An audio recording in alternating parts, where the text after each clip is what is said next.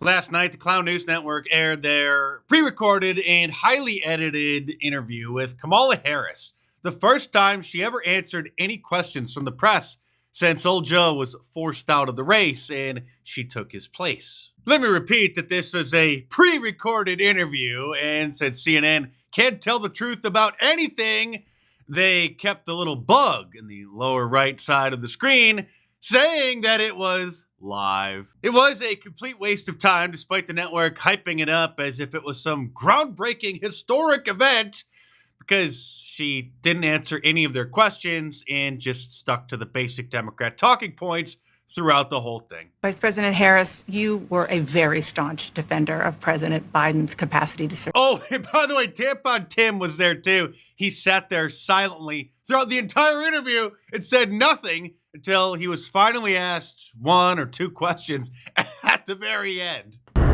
Vice President Harris, you were a very staunch defender of President Biden's capacity to serve another 4 years. Right after the debate, you insisted that President Biden is extraordinarily strong. Given where we are now, do you have any regrets about what you told the American people? About lying to the American people? No, not at all. Not at all. I have served with President Biden for almost 4 years now, and I'll tell you, it's one of the greatest honors of my career, truly. He cares so deeply about the American people. He is so smart and loyal to the American people. And I have spent hours upon hours with him, be it in the Oval Office or the Situation Room. He has the intelligence, the commitment, and the judgment and disposition.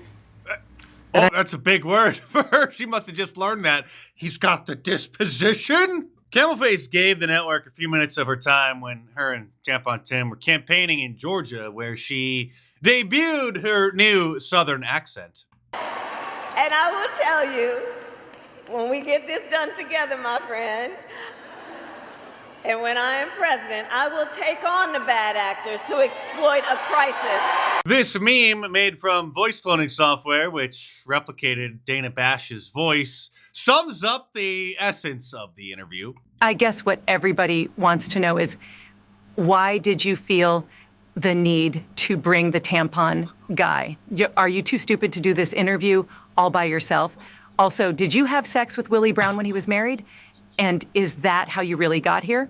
Dana, I think the most important and most significant aspect of my policy perspective and decisions is my values have not changed. Of course not. There was one legitimate question that Dana Bash asked, which, of course, Kamala deflected, and then Dana just continued to move on as if it was no big deal. You have been vice president for 3.5 years. Yeah. The steps that you're talking about now, why haven't you done them already?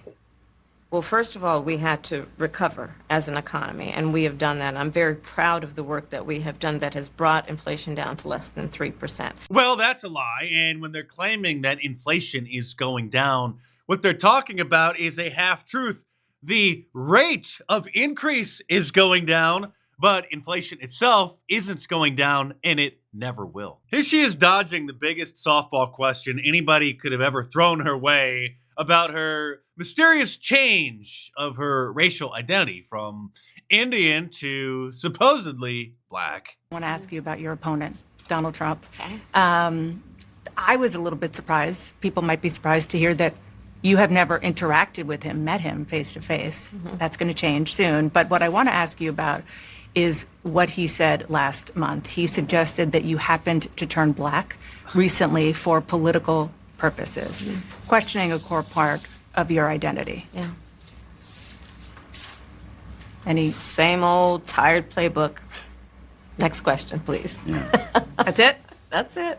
Couldn't even answer the question, and then directed the interviewer to just move on. And then, of course, CNN, the Operation Mockingbird assets, complied. Here she is pretending to care about the border, and I can't help but notice that she looks like an absolute train wreck. And there are rumors that she may be sipping a little bit too much of the sauce. And I don't know what's going on, but she definitely is aging like milk. Another question about something that you said in 2019, when you first ran, there was a debate. You raised your hand when asked whether or not the border should be decriminalized. Do you still believe that? I believe there should be consequence. We have laws that have to be followed and enforced that address and deal with people who cross our border illegally, and there should be consequences. Democrats don't believe in consequences for anybody that crosses the border illegally. They believe in benefits. They believe in rewarding them. And here's an interesting tweet from 2017 during the Trump administration where she said that an undocumented immigrant is not a criminal, when in reality they are inherently a criminal. They are invaders. They need to be rounded up, arrested, fined severely to pay for their deportation and the other damages that they've been causing to our country, and then ejected. Like I said, the entire interview was a waste of time and just non-answers, deflections, and lies. You are right. Prices, in particular for groceries, are still too high. The American people know it. I know it. You don't know anything. You haven't stepped foot in a grocery store in probably a decade. Which is why my agenda includes what we need to do to bring down the price of groceries. For example, dealing with an issue like price gouging. Grocery stores are not price gouging. Grocery stores have probably the lowest profit margin of any business in the world. All right, that's enough. There's only so much a man can take. Thank God it's Friday, and I launched a new Wanted for President shirt, Western style, which you can order from my online store, markdice.com, or click the link in the description below and check it out.